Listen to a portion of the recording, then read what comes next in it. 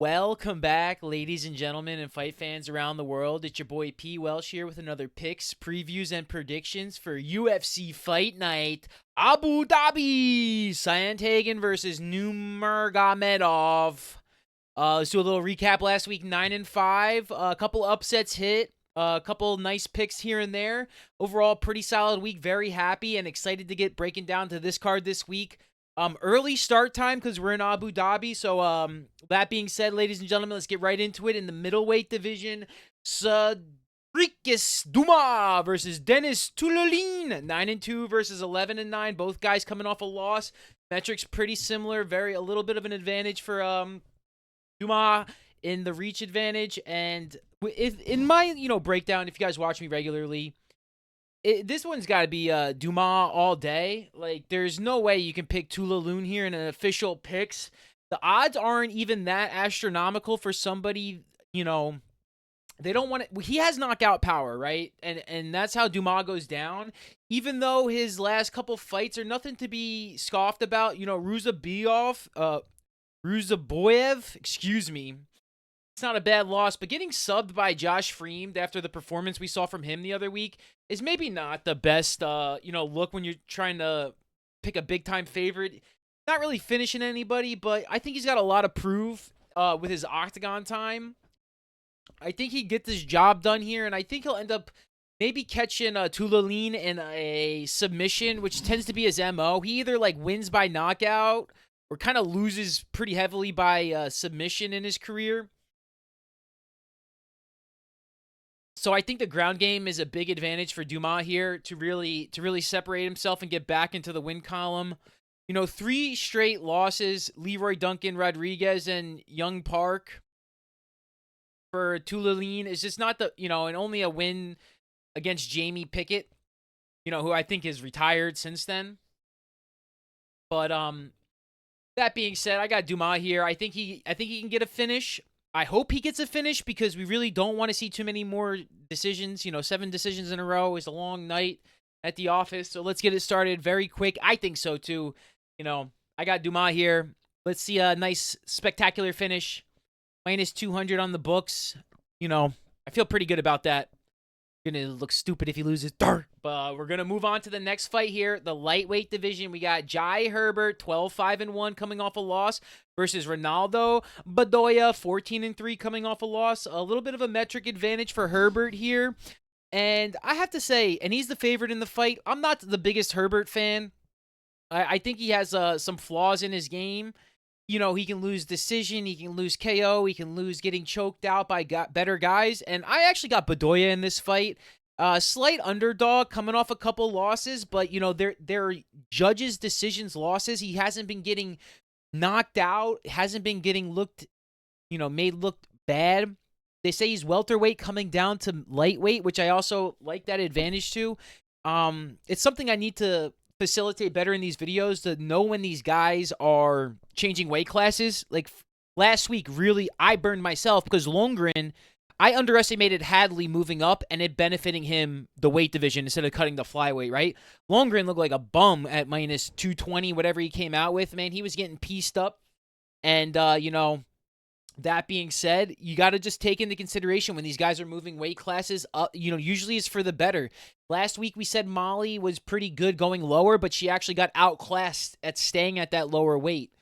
And I was saying maybe it's a more of a adjustment that happens in the first couple fights, and then later on it's not as big as a factor. It's still stuff that I'm looking into and learning as I break down all these fights.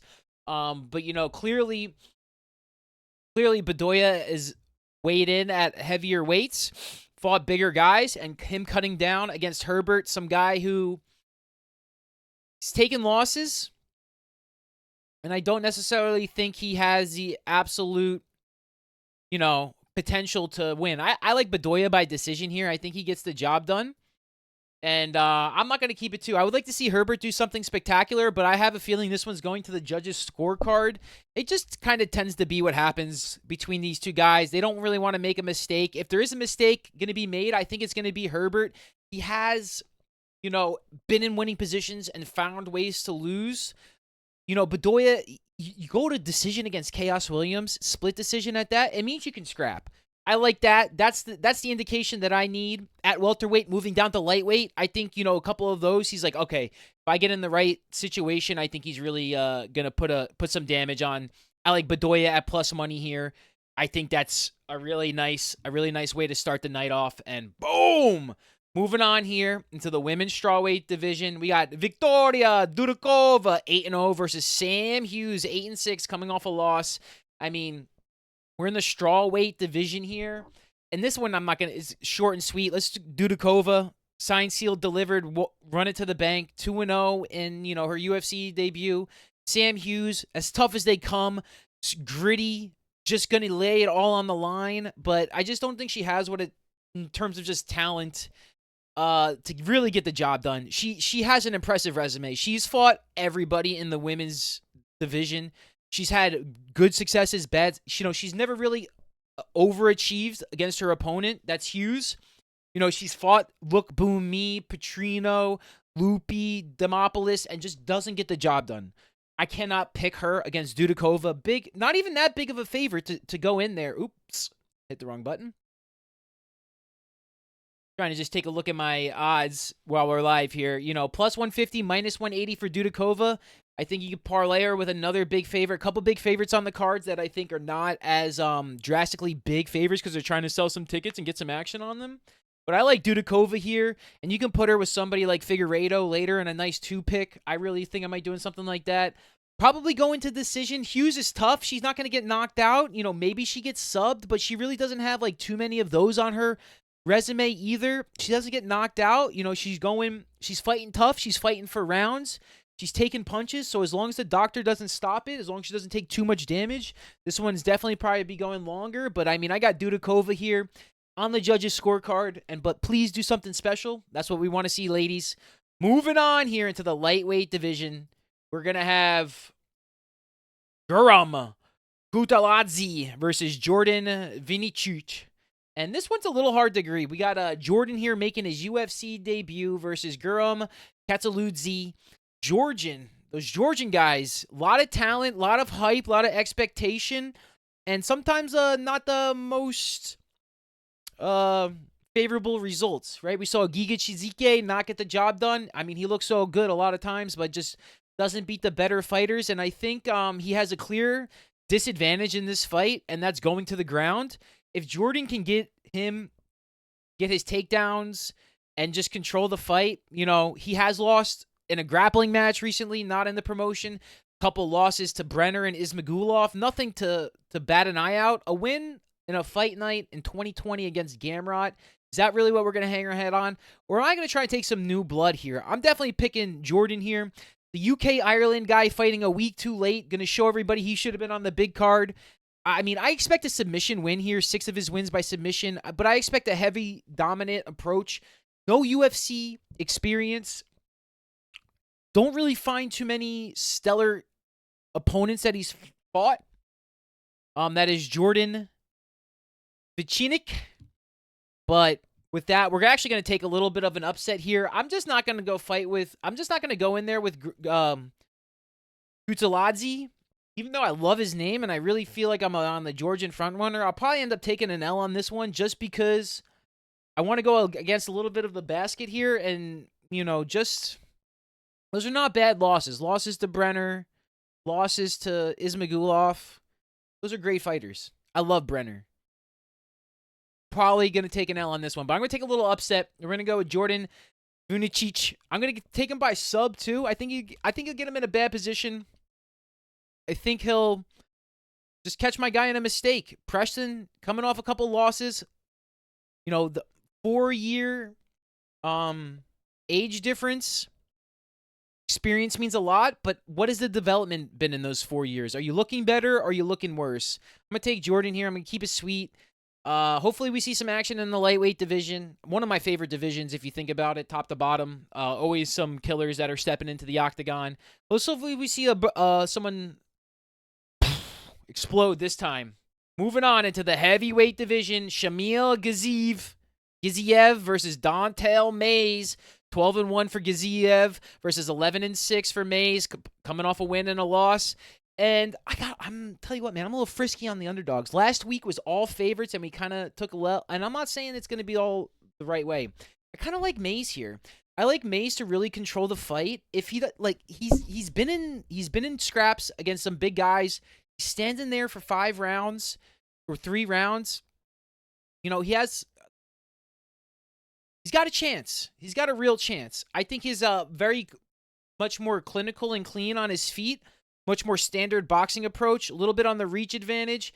What Giziev didn't do the last time that he fought is really what I think. A doctor stoppage at the end of the 4th round, it basically looked like my guy gave up against Rosenstruck. And Rosenstruck, it said retirement. Like, he literally gave up. Like, he stopped fighting.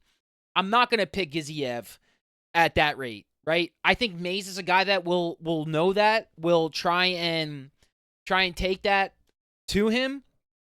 3 rounds, you know, it could go split decision here. It could go split decision. But if I'm really taking the tail of the tape here, I'm not going to give a guy who didn't go 5 rounds with an undefeated record and he just stopped fighting. He just stopped fighting. I'm going Mays here. Don't ask me to pick Giziev again. I picked him in that fight and he lost it. Come on, don't give up. It's 5 rounds, man. I know the heavyweights, they've been working on the gas tanks, but I like Mays, man. The last time I saw him fight Machado, he was wrestling him. He was striking him. It reminded me a lot of Walter Walker and who was the man last week? His opponent, Bruce. He lost. He ended up getting knocked out by Parkin. But that guy, it just looked like it was just a different class. And I think Giziev can actually win. I just, when I'm sitting here, it's a Monday, a little bit earlier in the week. Not really breaking down. I'm going Mays here. I'm picking Mays in the heavyweight division by decision, split decision, and let's just move on. It's probably, hopefully, we get another 1-minute KO. Get some Aspinall in your life, big guys. Moving on. Muhammad Yahya, 12-4 coming off a loss versus Caio Fernandez, 8-2 coming off a loss. And Yahya, a big underdog. Lost to Trevor Peek by decision his last time out, and we got not a UFC debut. I think he came in a little bit earlier. He lost to a split decision in his first time. But I got Fernandez getting a bounce-back win here. I got him coming with a bounce-back win. He lost split decision. Arguably could have won the first fight, right? Anytime it's a split decision. I think he's got more of an opportunity to win. The impact punches seem to really affect Yahya. That's something that Peek is known for, is just throwing absolute bombs. Not the fastest, most clinical guy. And if somebody can, expose him like that, I think it can be done again. He's very well-rounded. KO finishes, submission finishes, decision finishes, only loses on the scorecard. I don't think Yahya is the kind of guy that is feasting on the card. I don't think he's one of them that looks the best when he's going there. I think he can get outclassed very heavily, and they're both looking to rebound after previous losses. Should be a good one. I got Fernandez here. He's a big favorite. I just try and remember that Yahya fight, and I mean Peek's a fan favorite, but he's also not the cleanest fighter. So there's a lot of room for improvement, a lot of opportunities to win and lose on both ends, but I'm taking Fernandez. I'm not trying to take these guys that don't really perform on the night. Right? If you're not going to take your game up on the fight night, if you're going to look sluggish with no sense of urgency, this is the fight game. You got to fight like your life is depending on it. Like, I know your body might feel good, but you got to get angry out there. You got to get mad, right? Like, you can't wait to get to the 4th and 5th round and expect to just turn it on. And then these guys don't even got that. I'm thinking of Leon last week. Oh, my body's tired from the beginning. Well, snap out of it. You got to mentally change your state of mind to get there. And I think the hungry fighter wins a lot more. I think Bilal was also hungry. He wanted it, man. He could taste it. He's already, Edwards had his taste. These guys, someone's getting the taste here. Let's go Fernandez. Getting that taste. Num. Eat it up. Okay, and looks like the feature prelim, my guy Alonzo Atomic Menafield. 15-4-1 versus Azmat Muzkanova. Sorry, butchered that. Menafield, one of my all-time favorites. Big reach advantage, a little bit of a height advantage here, and I could definitely see him taking this one down. Am I picking him here? Absolutely not. Muzkanov, I'm going to pick here. Continue the undefeated run.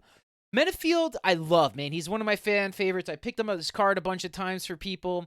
He's just too unpredictable. I mean, he came in there swinging so hard against Olberg after a couple nice, wins. I think he's just getting a little long in the tooth. He's older than most people anticipate, 36, light heavyweight. He does clearly have a physical advantage here. I expect this one to kind of go to the decision scorecard. My thing is, will Menafield look good enough? He has the potential to throw the bombs and do the damage to absolutely knock Murzakanov out, but I'm not going to pick that to happen. I can't pick Menafield in this video. I could bet on him, maybe. Not really likely. After that last time, I don't know. He just seemed like he panicked, man. He pulled the freaking blades in there, tried to get at him, and just got caught. I think he's gotten caught before. Not really. I'm thinking of Kennedy and Zeku. But there's always a chance. I'm picking the prospect. I'm picking the guy that's hungry. Picking the guy that probably needs to be there. The professional Azmat Murzakanov. Going to 14-0 against my guy Alonzo Menafield. Sorry, Alonzo. Nothing too big to break down here. We kind of get, when we get Menafield in here a few times, what is there really more to say? He'll win. He'll lose. He'll look good. But he really hasn't, hasn't beat anybody. Hasn't beat anybody big. This could be a big fight for him. But again, these 35, 36-year-old, I'll take the guy with the Av in his name in Abu Dhabi. Let's just send it home. Keep it simple, Alonzo. You're one of my boys. You're one of my fan favorites. But we're going to be moving on in the light heavyweight division. Maybe a little new blood, Azmat Murzakanov in there like swimwear. Okay, ladies and gentlemen, moving on to the main card. This one should be spicy, man. Joel Alvarez, 20-3 versus Elvis Brenner, 16-4. Huge advantage for Alvarez. Brenner, tough as nails, 5'10". Give it everything you got here. And, man, I really love Brenner. I really want to pick him. I think he's got a great chance. But I think I have to just lean with Alvarez here. He has a clear advantage over Brenner, which is if he can take him down and get him down, Brenner's going to overcommit, strike, and put it out there on the line.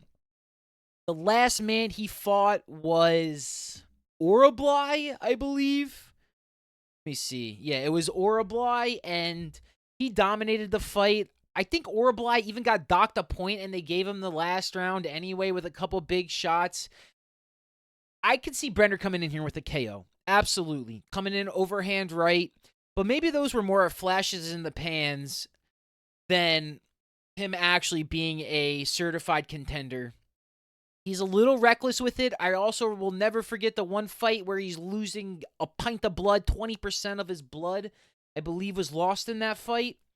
God, I hope I'm thinking of the right guy now. Darn. But I'm going to go Alvarez here. I was leaning Brenner initially, but I'm going to go Alvarez with the metrics, with the advantage, probably. Going to get him caught in a gilly, maybe push those legs out. Something like a Rosa versus Rodriguez where Brenner's trying to get in there, close some space, going to make a mistake, overextend. My guy's going to capitalize. I'm picking Alvarez here. I was going to go Brenner, but, we did the little inside reversal. Just when I see the sub percentage, and yeah, Brenner's got some sub percentage, but were they against the better competition? What has he done against the better competition? Not submit them, right? Not really challenge them on the ground. And even if he gets on the ground, I don't know how good his bottom game is. He's not really, that's not really where you want to be. I like Alvarez in here. Hopefully he focuses on position, will get a submission, do some damage. Let's just keep Alvarez in here. Bada bing, bada boom. Matchup central. Moving on. Bang. Women's strawweight division. Mackenzie, how you darn? 13-5 coming off a loss versus Loopy Goudins. 12-4 coming off a loss to the ever dangerous Jandiroba. And I like Lupita here. Loopy. Let's go Loopy. I mean, everybody loves Mackenzie, how you darn. She's a fan favorite, but my thing is she kind of takes a little bit too much damage. She's just only wins recently aren't against gigantic fighters. Angela Hill, Keisha Pennington. She did have a win over Jandiroba years back, but when I go back and I'm starting to look at 2020, I'm starting to question the COVID era, right? We're we're past that. You know, these upsets might not happen. Years have moved on in their lives as well. And I like Loopy here. Coming off a pretty tough loss, she wanted to be in that number 1 contender spot where Yonderoba was, and I think she gets herself back in there. I think she could finish Dern submission. We have seen it before. I will say Loopy can lose via decision if Dern puts it on her, has the output, is clean with it, but I just think she opens herself up for too much damage. She takes too much punishment. And in a fight where the contestants are pretty equal with Mackenzie Dern, I want her in an advantage if I'm going to pick her. She's not in an advantage here. I think Loopy is desperate. Not a no-chase selection for her. I think a finish here for her could put her on the backup card. You know, if something happens to Aldana's fight, you know, people get shifted around as we move closer to the sphere. I think a win here would do a lot for her, and that's where I'm kind of leaning. I'm picking, and I'm going with Loopy over Mackenzie Dern. Hopefully we see a submission, because I really just don't want to see it go to the scorecard. But let's go Loopy here. Moving on, gentlemen. Oh boy. I don't know how many straight losses are in this fight, but boy, it's over double digits. Tony El Kakui Ferguson versus Michael Chiesa. 26-10 versus 18-7. Like I said, both guys coming off quite a bit of losses. And I mean, I can't really pick Tony Ferguson here. I want to. I'm going to hear him all week, and I'm going to be like, yo, Tony's got a chance. Tony's going to look good. And then when I try and see Tony do his little sidestep over there, it's just going to be like, yeah, it's going to be Chiesa all day. Chiesa is not an impressive opponent, but he's pretty impressive going against Tony Ferguson in the form that he is in. 36 years of age for Chiesa. Ferguson pushing 40. And that's my cutoff for mixed martial arts. It's like you get that 38, 39. You might have a couple left in there. Once you get to 40, there's no way I can actually pick you to win a fight. Right? I got Chiesa here. I want to see Tony win. I on record, I want to take the L with Chiesa here. I want Tony to win. I really just want to hear what he has to say. I want to hear his motivation. Inspire us all, Tony. Get it done. But I'm picking Chiesa here. I don't think Tony gets finished. This one definitely goes to the scorecard. We're going to see some back and forth, split decision, probably written all over it. We got to see some submission attempts. We got to see something from Tony in terms of output and damage, right? I can always make a justification that, if he didn't get poked in the eye against Patty or against Bobby Green, he looked okay against Patty, you know, but he's just losing. So, Chiesa, what can he do to really beat him? I think he just kind of sits on him. I think he wrestles him. I think he tries to strike a little bit, and then he just gets him into a bad position. That being said, you know, all his losses are against guys that grapple and not even Luque Darshchuk. But, you know, I think we're just going to look into the archives even during those COVID era, and just hopefully Chiesa's got a little bit of the youth, a little bit of an edge, and maybe this might be the last time we see Tony El Kakui Ferguson. Win, lose, or draw. I mean, hopefully he wins and goes off into retirement, gets off the losing streak against Chiesa. But for the official picks on the record, we're going to pick Chiesa. Rooting for Tony, though, ladies and gentlemen. And moving on, we got the final 3 big matchups here. Marlon Chito Vera versus Davison Figueiredo. 23-9-1 versus 23-3-1. Figueiredo had the UFC 300 submission against Garbrandt. Chito Vera had the O'Malley absolute, total, and brutal destruction. And that fight showed a lot. I feel like that fight showed a lot. And there is no way I can pick Chito Vera here. I love Chito. He's one of my favorite fighters. But just, the lack of urgency. I just can't see that. This guy Figueiredo is coming in there for heads, man. He's mad. Flyweight cut. He was the champ in there, just 4 years straight partying. My man's getting I don't know if he's going to get Chito to finish. Maybe a sub. Maybe Chito gets subbed for the first time in his life.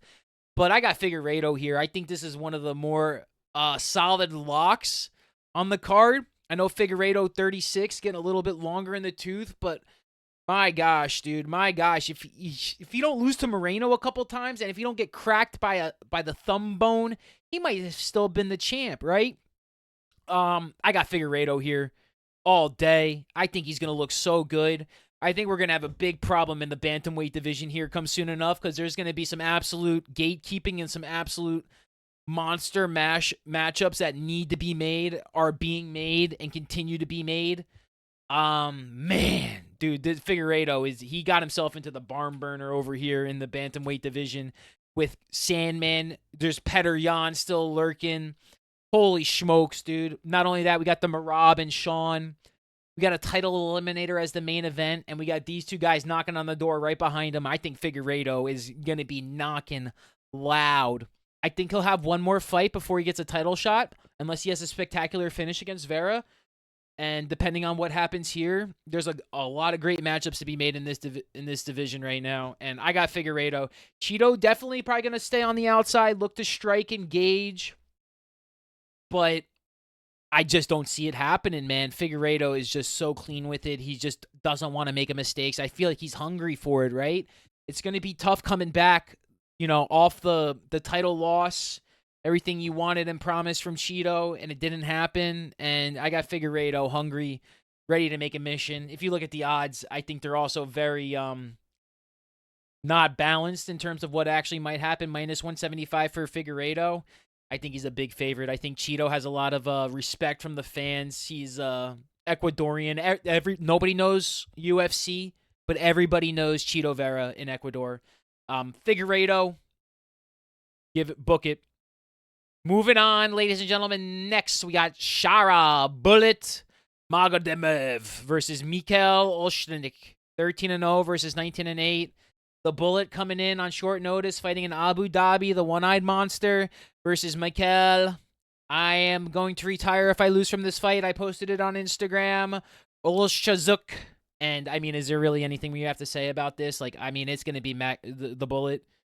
Shara, the Bullet, put him in there. Don't even think twice about this. This guy's questioning if he wants to freaking fight anymore. There's no way that he's going to come into this promotion and beat an undefeated fighter that's actually hungry for it. Losses to Holland, losses to Pereira, losses to Braio. He's not going to get subbed here, that's for sure. This guy, Magomedov, is not going to sub him. He's going to throw hands. But, this guy, Mikhail, loses every way. Armbar, rear naked choke, Kimura, Von Flute choke. Probably one of the 3 guys to ever lose with the Von Flute choke. Man has negative grappling abilities, and so does Magomed. But I expect a KO here. Co-main event, don't think is going to last very long. Send this guy to the retirement. Send him to PFL. Send him to Bellator. Whoever wants him can have him. You talk about losing and finding a new job. Just get on with it. That's what I saw this morning. And not like I was going to pick against the Bullet anyway, but it's Bullet all day. Boom! Let's go, baby, into the main event. And man, oh man, I think I can spend the whole video just talking about this matchup. Corey the Sandman Sandhagen versus Umar Nurmagomedov. 17-4 versus 17-0. Both boys coming off a win. And, I love the Sandman here. I think he's got a great chance to put a career milestone win in his resume. I'm just not going to pick it to happen. If I got to have an official pick, I'm going to pick Umar. I think even if he gets caught, he can get caught bad in the first round and just come back and win. I hope I look stupid on this. I hope Sandman comes in there, wins, put him on the judges' scorecard. I think about that Cheeto Vera fight against Sandman. Didn't deserve to, even lose a round to that guy. And somehow somebody gave Vera that fight. It kind of worries me. I just don't think Sandman looks good on the judges' scorecard. And are you going to be able to catch Umar? What is his comp? My thing is, this is such a tale of matchups, right? We have the ever experienced Sandhagen. I think he's on a different level now too. I don't know what happened. He's advanced. His mentality, his training, his IQ, it's high up there. But is he going to be able to outperform Umar, arguably the most hyped fighter that has come out since Islam Makhachev? Is he going to be the one to unrail it? He really hasn't fought anybody, right? We got the other guy that came in there, I don't even remember his name, but Baralos, Nate Maness, Brian Kelleher. Like, who's he fought? Nobody. Nobody's. But he's going to fight the Sandman, and he's going to look good. Sandman's going to get some rounds on him, look pretty good himself, but does he get the finish? I don't think so. I can't pick him. Like, that's how I think the Sandman has to win this fight, is via finish. And I just don't know if Umar is going to be the guy. I mean, he already ducked him from the last time they fought. They were supposed to fight, I think, in like April or March. They ducked him, moved it to Abu Dhabi. Sandman going to the enemy territory. I hope he gets it done. I hope he does what Bilal does, upsets the big favorite, plus 200 dog. I want to see that. I am burning up for the Sandman to do that. I am picking Umar just because I don't want, I that's just what I have to pick for the official pick, right? And for the record, I have to pick Umar. I can't listen to my heart on these. Otherwise, I'd be 32 and 190. But, man, this is going to be a fire card. Lot of interesting matchups. This I really hope to see this matchup. I am still slightly worried that somebody doesn't make weight. You can always pull out a week before the fight if something happens. I pray no injuries happen. Anytime there's a Nurmagomedov in there, I always get a little sketchy come the couple weeks of fighting. Nothing personal. Just stuff happens. Stuff happens. It's weird. I don't know. They canceled the first fight. Doesn't mean they can't cancel another one. But I got Umar here. Sandman. I think he can look good. I think Sandman has to channel his inner O'Malley to win this fight. If I got to give Sandman a chance, he's going to have to Sean O'Malley. He's going to have to feint. He's going to have to strike. He's going to have to out-combo. He's going to have to set up a 1, hit him with a 1-2, and then figure out a creative way to do damage when Umar comes into the clinch. He's got to not get taken down. He's got to fight on the fence, waste a lot of energy, because Umar has not fought 5 rounds, and I know Corey, is fighting 5 rounds for years now. Not saying Umar's training ain't tough, but let's just do a little recap here, ladies and gentlemen. We're going to go Duma, Bedoya, Dudakova, Vincincinik, Mays, Fernandez, Murzakanov. We got Alvarez, Lupi, Chiesa, Figueiredo, Sarah Magda, Bullet, and we got Umar in the main event. Like, comment, subscribe, predict 100% of the card right in the comments. I'll give you $100. Thank you for the support, everybody, and I'll catch you next time. Peace and love.